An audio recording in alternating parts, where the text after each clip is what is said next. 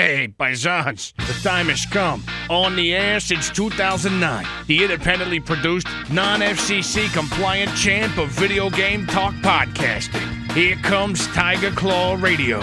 Here's your host, Critical Failure. Welcome, everybody. It's time for Tiger Claw Radio. I'm your host, Critical Failure. Oh, yeah. Let's just metascophically play a little bit. All right. So this week, we're going to talk about buyer's remorse, because believe me, I got a boatload of that. The biggest sale of the year on Steam, arguably, has come to an end. And mamma mia, boy, did I partake this year. We got some chip tunes. We got some goodies. We got a little of this.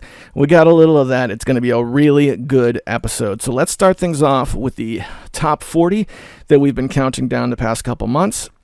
This is the top 40 tracks from the 8-Bit Collective archive. 8,000 plus tracks, whittled down to 40 by the madman Hemrock, our good friend.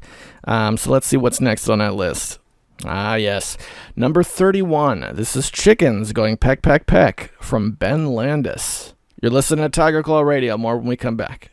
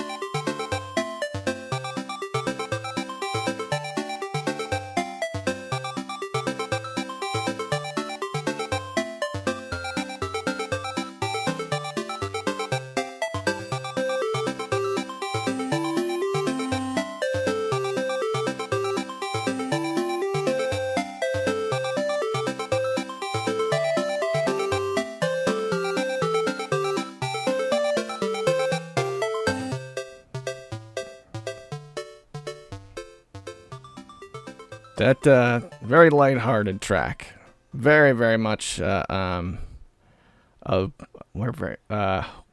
wow, that thought got derailed. Oh dear. Good track is Enjoy. All right, boys and girls. So I did some pre-recorded stuff. Let me skip over to that now. So with the Christmas sale, the winter sale on Steam having come and gone, we've returned to regular Steam operations. And I figure you would expect, immediately following the huge sale, there usually isn't much, unless you're after something brand new that wouldn't be on sale. But what do I find? Scott Pilgrim vs. the World not only is now on Steam, but instead of $15, it was down to like $4.95 or something like that. So immediately following the Steam sale that I probably spent the most in, I bought Scott Pilgrim vs. the World. Now, this is the game that I had over on Epic on my wish list. The only game on the Epic store that I had been considering buying, but it's been on my wish list for I don't know how long, couple years maybe. The only thing that stopped me from buying it wasn't the price, because it would go on sale for like $12 or something. But I didn't buy it because I didn't want to use the Epic launcher. And I figured, well, maybe if I get something really cool from the free games that they give out every, a few days or whatever, I'll come back and buy it. But it never did happen. And I was shocked to find it on Steam. So that's hilarious that I now have it. And even after all those free games on the Epic Store, still not an Epic user. But what are you going to do? It is what it is. So Scott Pilgrim versus the World, I was never like a huge fan of that game. But that game came out when, and I may have my timeline mixed up, but I seem to remember River City Ransom Underground had not come out yet. So there hadn't been a River City Ransom game in a long time. I think we had River City Ransom DX, EX, whatever the Game Boy Advance one. That was probably out by then. But there hadn't been a River City Ransom game, excuse me, for a long time. So Scott Pilgrim was like the closest we had to a new River City Ransom game. And it plays very much like it. I had it on the PS3 from the PlayStation Network, but they pulled it from everywhere. So it's cool to see it return to the market, not just in the Epic Store, but, elsewhere as well. But now the question is, when am I actually going to sit down and play it? Well, we'll see on that one. I always thought there was something about the Scott Pilgrim versus the World intellectual property. Like, I want to say franchise, but something about it that rubbed me the wrong way, like always. And I think I figured out what it is. Michael Sierra, is that guy's name? I hate that guy. I don't know why. It's not fair. I shouldn't hate him, but I hate him. I don't know. It's just one of those guys that's got a punchable face. Makes me angry. Very, very visceral and primitive. I can't explain why. Because other than that dude being involved with the movie, we're talking about something that has, ticks all the boxes for me. It's got, the game is like a spiritual sequel to River City Ransom, or at least channels it in terms of gameplay. You beat people up and take their money and then go to the mall and spend it on stuff. You got Anna Managuchi in their prime when they were the most as popular as they'll ever get. Doing tracks, and the graphics are great. I don't know what it is. Something just kind of puts me off about it. So now that I have it on Steam, I would like to try it again and see if I take to it more than I did the last time I gave it a shot. But that's Scott Pilgrim versus the World. It's finally available outside of the Epic Game Store, and I'm thankful for that, because a lot of people like it. It is a good game, and it disappeared for quite some time. All right, so give me a second here. Drifting away from Scott Pilgrim versus the World, on my phone, I have, let me get out my TCR notes, because I have one of those phones with a little useless, pen that comes with a little pen. So I've been writing TCR notes that way over the past week or so. And I think this is going to be the Buyer's Remorse episode. Okay, Buyer's Remorse, worst games I picked up off of Steam versus the best games.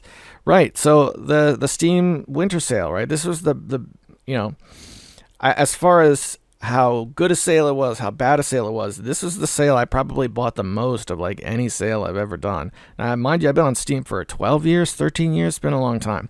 I got a couple of titles that are new and costs, weren't discounted or weren't discounted much. Dwarf Fortress, for one, I bought a day or two before the Steam sale started, so I count it in that group. Yeah, I've got it. Okay. So Dwarf Fortress was one, and I also bought the Wizardry, the 5 Ordeals, which is a really, really good package. I was a little weird about it at first, but good stuff. That game initially dropped with no English support, so you could buy it, but it was like a gamble because it had user-made scenarios, and some of the user-made scenarios were English and some of them weren't, so it's a real gamble, and I didn't want to do that for $30. But eventually they rolled out English support. It says it on the icon now, and having bought it and played it for a couple hours, they did it. It's English, and I gotta say, being an old Wizardry guy, it's great. It is great. So that was one. Can't recommend that enough, but that's a $30 game that only went down to about 26. So there you go. All right, give me 1 second. I got to check something out. Okay, I'm leery about getting too deep into Wizardry because I know how it is. It's one of my favorite games, but people drift off when they hear me talk about it. I will say that one of the things I liked about the 5 Ordeals is that it moves quick. Like if you know where you're going, then you can get, there's not a lot of animations and stuff holding you back.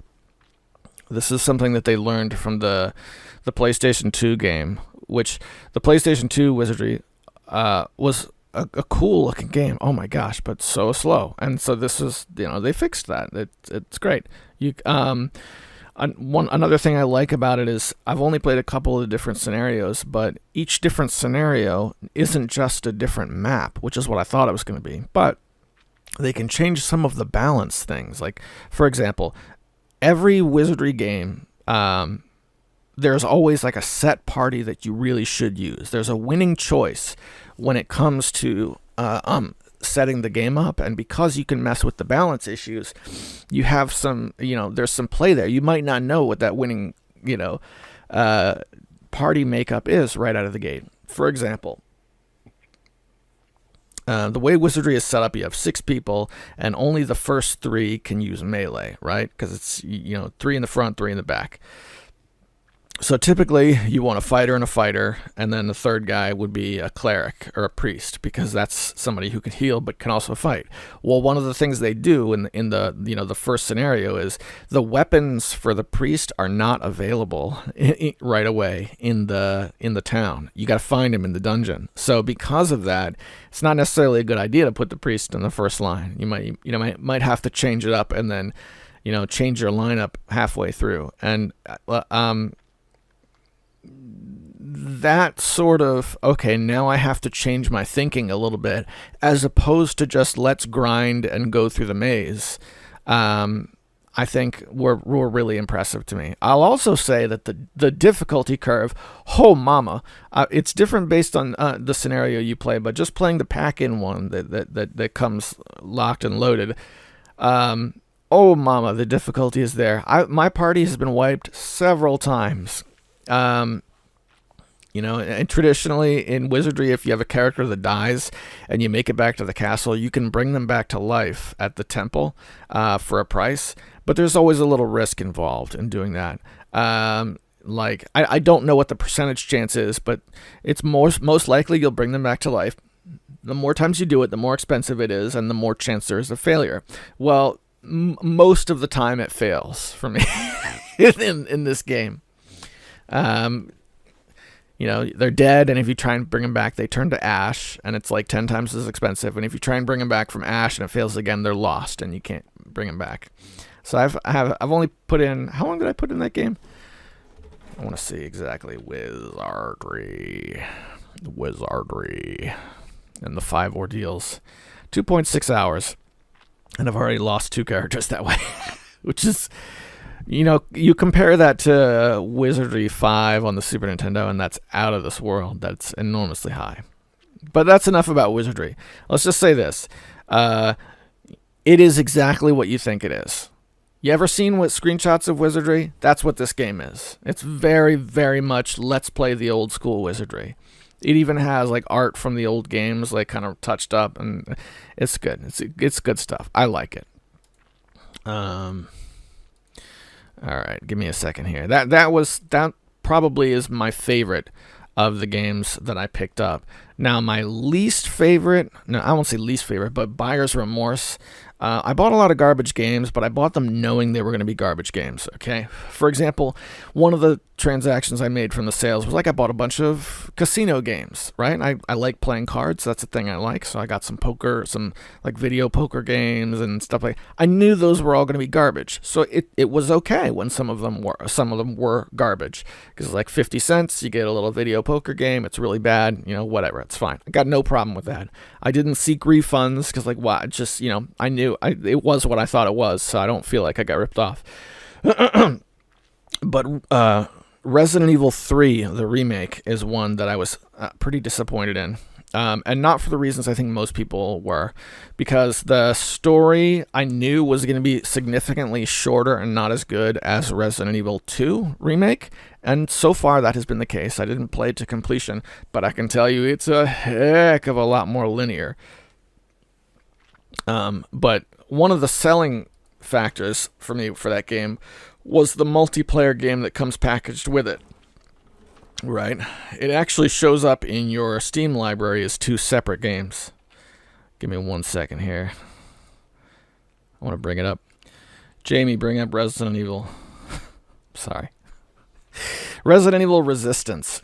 All right. Okay, so here's my problem with Resident Evil Resistance. I knew that it was a severe possibility that it could be a lump of doo-doo. And I knew it could also be dead. The reality is, it is a cool game. I like it, but it's dead. And that sucks so bad. It sucks so bad because I have too many games like that. You've got, before I bought the game, I thought it was going to be a little bit like Dead by Daylight, where you got the one arch villain, and he's like got all the powers, and he's slurking through, he's the killer, and you got to get everybody else. It's kind of like that. It's a little bit more like the arch villain is what they call the mastermind in this game, and you can use different cameras and put different traps down in real time, and then you can lay out monsters and then take control of the monsters. So it is like that in that sense, but it's, I don't know, it was cool. It's a cool game, and I play like the practice mode where you can, where you're just playing against the computer, and I had a lot of fun, but I put some time into trying to play it with real people, and it takes too long. There's too few people doing it, and it's too much of a commitment. So I'd hate to say it, but the only way I could see getting into it is if a bunch of people from my group picked it up, and I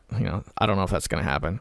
I was able to play through Resident Evil 5 and 6 multiple times with Swingle, so I don't know. I don't know. I'm not holding out hope, but it was really cool, and I know it's not going to be what I thought it was, or it was like, this is something I can play for a while. The good news is it was $10, so again, I'm not going to seek a refund because I'm going to get to play through the Resident Evil 3 remake single player, and even though that's only a couple hours, that's fine. I knew going in that this was what, this was a possibility, so I will give that an award for buyer's remorse, though. Resident Evil 3 remake definitely made the buyer's remorse list. That said, that's a pretty minor buyer's remorse. Let me see. You know what? I bought DayZ. That might be considered some minor buyer's remorse. DayZ was $25, and it's been out for years now. So I got it because I just accepted, look, this game's not going to get cheaper than this, and if it does, it's going to be dead. So I just picked it up just to check it out. And one of the things that always worried me about DayZ was that it wasn't going to run well. My computer wasn't going to be able to handle it because my computer struggled to play the mod for Arma 2. DayZ, the actual game, runs a heck of a lot better than the mod, and I was shocked because that kind of goes against conventional knowledge. The graphics are prettier. It looks like it would use more resources. I don't know.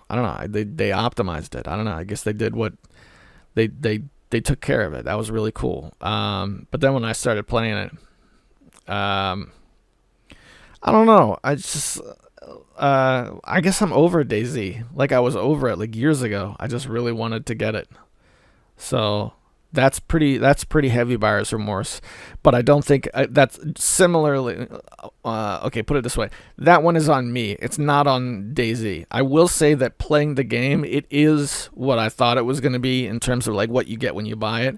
Runs pretty well. It's you pick things up, you find stuff, you find people, and the interactions with human beings are very weird and aggressive. I haven't interacted with people too much, but I had one guy run up on me, and he was like I'm chill, no aggro, but he had like a bunch of zombies running behind him, and they just ended up killing me. I was like, yeah, okay, no aggro. I'll also say that finding guns seems to be a lot easier than it was on the mod. I don't think I was ever successfully able to fire a firearm in the mod version of DayZ, whereas in this game I was able to a few times, even only playing like an hour and a half. So that was a game that I'm kind of iffy about. I would recommend, I bought the Halo Master Chief Collection.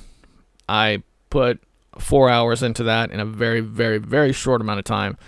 That's one that I'm going to go back to soon. I only stopped because, it's a game that I got in, the sale. So it got drowned out by other games that I was really interested in picking up.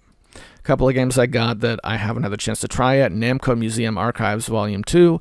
I have a Windows set-top box, so I like these games that are like little arcade collections. Namco Museum on Steam in particular is one to be careful for because it packages NES versions of the games that it has. So I don't think any of the other Namco museums have ever done that.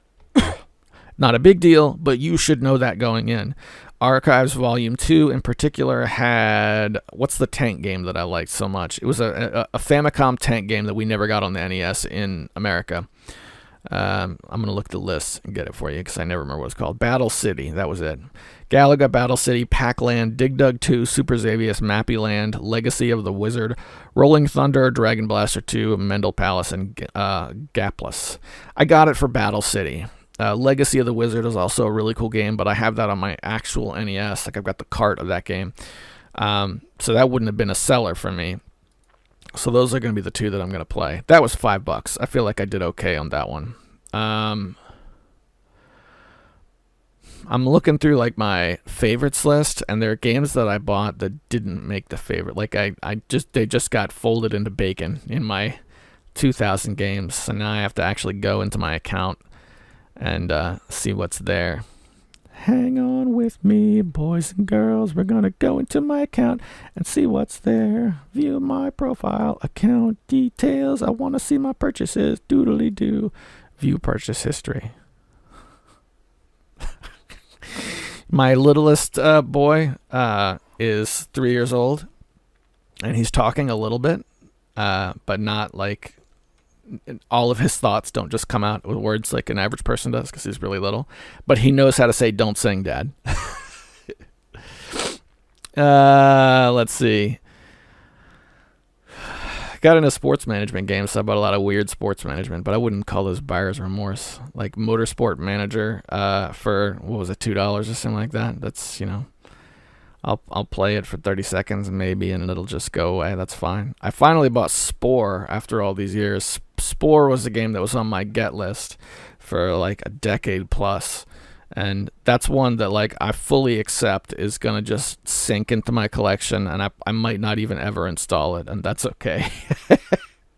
Which is terrible. That should be buyer's remorse, but it really isn't. I crossed it off the list, and that was the goal above all else. I think that's it. Wizardry the 5 Ordeals I bought on Christmas Day. I bought it along with Cardcraft and Craft the World. Neither of those have actually been played. And then before that, on Christmas Eve, there was a sale going on soccer-related games because of the World Cup, and I bought a bunch of specifically like management games. And that was a weird out of character purchase, but I ended up picking Premier Manager 10, as in 2010. Premier Manager 10 was 50 cents. Got really into it for a couple of days. Loved it. That's 50 cents, very, very well spent. So ended up getting a couple others that haven't really stuck, but it is what it is. In terms of sports management, my opinion, it hasn't changed. I don't think in the last several years. Out of the park baseball is the king of sports management games. If you like hockey, get the hockey version, and it's a shame that they don't have an American football version.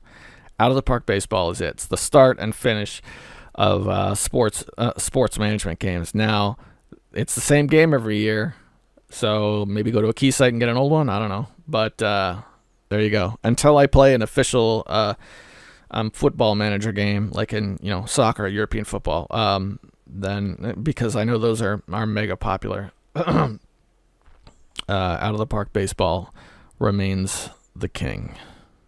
All right, what do we got here? Wow, this has been running for 20 minutes. All right, hang on, let me pull the plug. All right, this is the point of the show when I like to thank the sponsors. It's a Patreon-sponsored program. You can jump over to Patreon and be part of the family. It is EmeraldRangers.com who sealed the deal and brought us back on the air. We've got Hemrock and we've got Tecmo Balls. Those three gentlemen are keeping the lights on here on Tiger Claw Radio. I hope you guys are enjoying the party, and I hope you had an awesome holiday. All right, with that, let's return to some chip tunes. We're going to save the rest of the top 40 for the next time because, again, like I mentioned last week, got some new chiptune albums from not Battle of Bits, although they did have The Climb of Mount 32, but these came from assorted artists over on Bandcamp that I just went to discover, and I looked at what was there.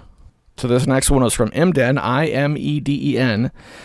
From the Descend album, and this is Working Things Out. And I gotta say, as atmosphere goes, this is an album that does chip atmosphere very, very well. Take a listen.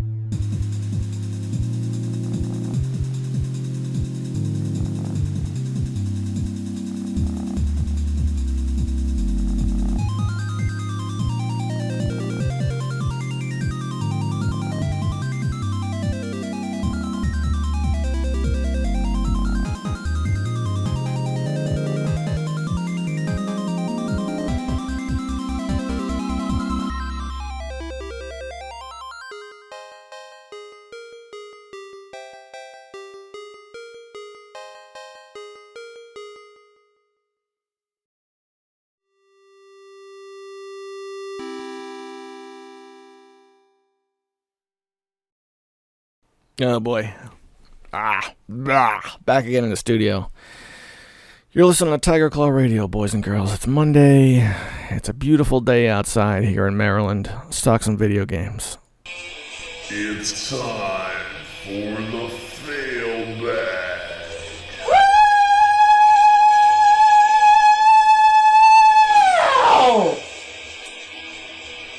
It's the fantabulous form of entertainment we call the Fail Bag, where any questions, you can interact with me. Questions, comments. You're listening out there? I'm still here. Let me know what you're thinking. All right, boys and girls, there's a few ways to do this. We're on EmeraldRangers.com, so that's where the new episodes are coming out. So you can leave a comment there. You can head over to YouTube and leave a comment there. We've also got we've got the Discord where you can see what the latest games are on Epic that they're giving away for free, and you can leave a comment there as well. And you can leave one on YouTube, but note that YouTube is 1 week behind. So just bear that in mind. With that, I'm popping over to Emerald Rangers, and we've got Stop Asking for a Switch Pro or Switch 2 from Cameron, 1391. We've got 2022 in review from Green Phoenix, top 5 most viewed posts on Emerald Rangers. A couple more. There we go. Last week was Duke Nukem and his place in the world now. No comments on Emerald Rangers, but that episode still is up if you want to go listen to it. All right, that said, let's pop over to Discord. Okay. Oh, that reminds me. It is my turn on Alpha Centauri, and I've been lagging hard. So over on Discord, I have a channel called Files. And it's just a place where the idea was little programs, freeware programs, whatever, that I wanted to hold on to, primarily for myself, so I could trade back and forth between computers. Because I have a lot of low-end computers that I use. I would put them on this channel, and then it would basically operate like a repository. I uploaded 2 new programs that I picked up. One is called Graph Paper, which weighs in at 2.25 megabytes. So Graph Paper is it's a mapping tool to use if you're playing an old CRPG or a dungeon crawler like Wizardry or something like that. See, the very, very old ones did not have auto map features. You were expected to, have a piece of paper and map it out manually.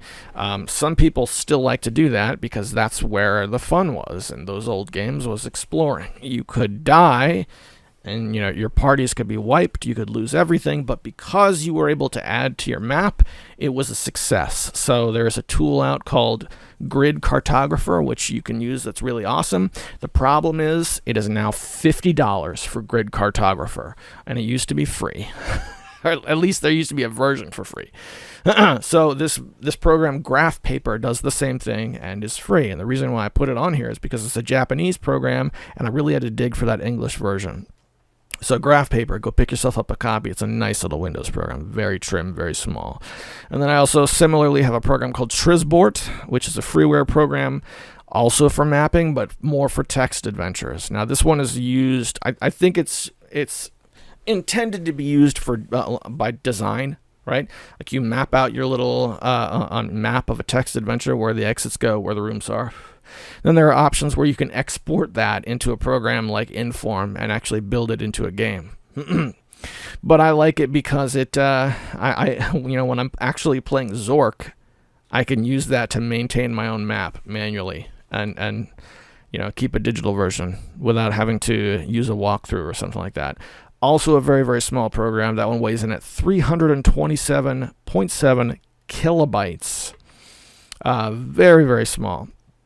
So those are up there on the files tab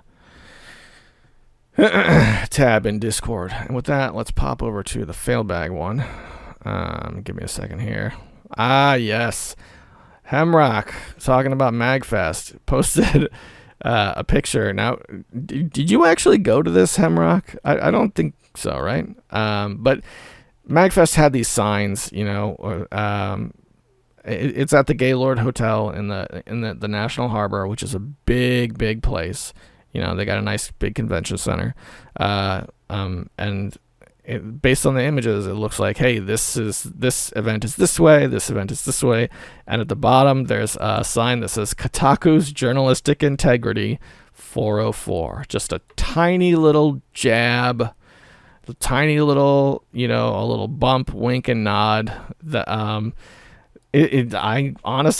surprised they did it, because not liking Kotaku, these big places, if you take a public jab at Kotaku, they're gonna come swinging. They're gonna fight dirty, and they're gonna make calls, and it's not gonna be good. So it looks like there has been some backlash. Surprise, surprise. And the gaming event MagFest has received criticism for using public signage appearing to mock the game's website Kotaku after publication reported on incidences of COVID at last year's show. Wow. Now, isn't that just written non-biased? Yes, there was COVID at last year's show. Do you know why? Because there was COVID everywhere last year. That is probably why, if I had to wager a guess. But I can just tell the way this is written that they're just the fingers at the keyboard are shaking with anger and hatred.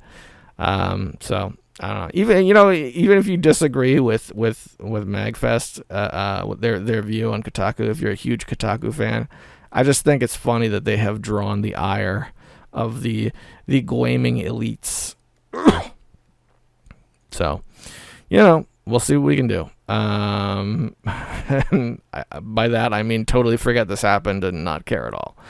But funny story. So big thanks to Hamrock for posting that over on the Failbag channel. And he also posted like in the midst of the sale, he posted a couple things. The Neo Geo Pocket Color Collection 1 and 2. They dropped down quite a bit during the sales, and he likes them because you can just extract the ROMs and you can use them on your emulation machines, but they're ROMs that you now own, that you've paid for, that you can use legally without going to download stuff. The only reason I didn't jump on them is because I'm not huge into the Neo Geo Pocket, and even on sale they're pretty pricey. But he also posted a game called Micro Mages, which went down to $250, and that is an NES game, brand newly generated NES game, side-scrolling platformer, but like vertically scrolling sort of thing. Charming. I threw down the $250. Yeah, new game, new developer, and they did the same thing. It's a Steam game, but it also comes with the actual NES ROM that you can dump onto your Ambernick or whatever else you have, and I thought that was really cool. Played the game for a few minutes, really enjoyed it, feel like I got my $250's worth, and kind of moved on. But then I found out over on AliExpress they're selling these Micro Mages carts, for the NES, and this one I have an issue with, because usually when they sell carts on AliExpress, I never have a problem with it, right? Take Splatterhouse 2 for the Sega Genesis. That's an expensive game, but the amount of money that Splatterhouse 2 costs, if you want to get a cart on eBay, I don't think benefits the people who actually made that game. So I don't really have a big problem with paying $3.50 for a Splatterhouse 2 cartridge, a reproduction on AliExpress. This Micro Mages game, it's a different story. This is a brand new game. This is a game where the people who made it are still out there. They're trying to collect revenue directly from the sales of this game. So it's not like it was made 20 years ago and the people who made it are dead and gone or whatever. No. This is a new thing. So this is like, I would feel awful if I bought the AliExpress cart. So, Micro Mages, give it a look. I thought that was really cool. Is that it? I think that might be it for the Discord channel. All right, now let's shift gears and jump over to YouTube and see what we got from last week. All right, that said, let's head over to YouTube and read what we have in the comments section. Oh, yeah. It just has a reputation for being a warm place filled with love and good feelings. I gotta say, it is for me. I don't know. Maybe people are doing it wrong. All right. Muragaru 553. Did we read this last week? I think we may have. Yeah, he talked about making Genesis chiptunes. Oh yeah, this I missed. Mecha Menace says, "Are we allowed to throw out requests on this here radio show? How about some bit tune composed entirely with the PC speaker?" That's an interesting concept. I'd be interested in checking that out. The only such tune I can think of that I ever really remember that was simply a PC speaker was the introduction theme to Space Quest, which clearly a Star Wars ripoff, but that I remember.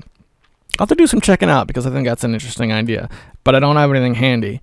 And we got one from Dalamar that we read last week. Give me a second here. Let me catch up to what's going on. Yeah, here we go. This is Muragara from last week's episode, or last week's one on YouTube. He says, "The first tune is really bouncy for a good deal of it. I like it. They pulled Unreal, make a stupid amount of money from Fortnite, but can't be bothered to keep up their old prototypes. I mean, I get it to some extent, but I have to imagine server costs weren't that much of a cost sink, as you mentioned, being $10 a month. lame. Pro hoarding, haha. I played Unreal a few times. I had to go to the place that had the DDR back in a designated lobby for LAN parties. It was pretty cool. I miss those days.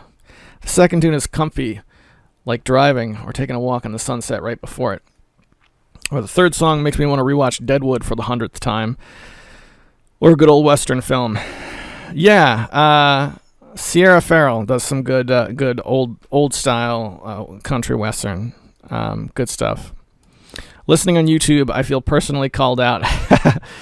But I can be a bit more involved again. All right, stop there. Don't feel like you have to change your routine, dude. You're fine. It's totally cool. I just wanted to make sure it's clear the relationship between how things are released. If you're listening on YouTube, it's a week behind. That's okay. Nothing wrong with that. He says, what are the thoughts on all the hullabaloo going on with D&D and how Wizards of the Coast is seemingly setting up a new legal framework for their OGL to clamp down on licensing and draw money from people using the game for streams, shows, and whatever? Can't really think of anything. Thanks for the show. Keep on keeping on. Good to hear from you, brother. I hope you're doing well. So let's talk about this D&D thing. I can't say I'm too terribly surprised. To be honest, D&D, I jumped ship on that like a while back. And it's because at this point, it's because you can publish something, hardcover publish something without too much trouble. I'm not saying that, there's no talent involved, but we have more options now than we used to have, When Dungeons and Dragons version 4 came out and I was upset about, about buying a new copy, we didn't have, old school Renaissance at that point. You couldn't buy Basic Fantasy for $5 off of Amazon, in those days. So it's horrible, but it's also that's Wizards of the Coast being Wizards of the Coast. There's a reason where guys like me look for the alternative now, and it's because we continually see stuff like this come from them. So yes, it's terrible, but don't let it get you down,